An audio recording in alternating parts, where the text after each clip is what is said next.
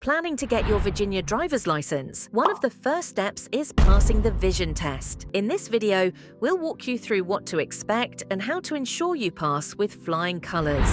Segment 1. What is the DMV Vision Test? The vision screening assesses whether your eyesight meets Virginia's standards for safe driving. It's not a medical exam, but a quick check to ensure you can see well enough to drive. Segment 2. Vision Standards.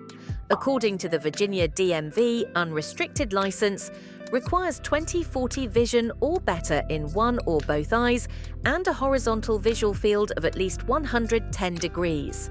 Daylight driving only license.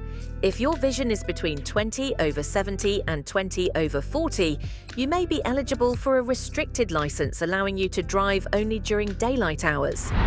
Segment 3. Wearing corrective lenses. If you need glasses or contact lenses to pass the vision test, you must wear them while driving. Your license will have a C restriction indicating this requirement. Segment 4. What happens if you don't pass? Failing the vision screening means you'll need to visit an eye care professional. They can assess your vision and provide corrective measures. Once your vision meets the standards, you can return to the DMV for re-evaluation. Segment 5. Vision Screening Report, ME-D4.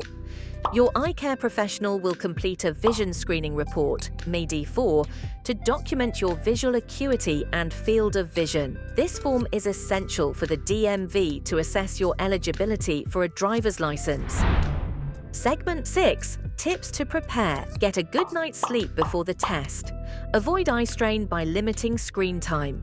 If you wear glasses or contacts, ensure your prescription is up to date.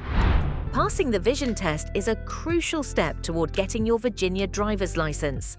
With the right preparation, you'll be on the road in no time.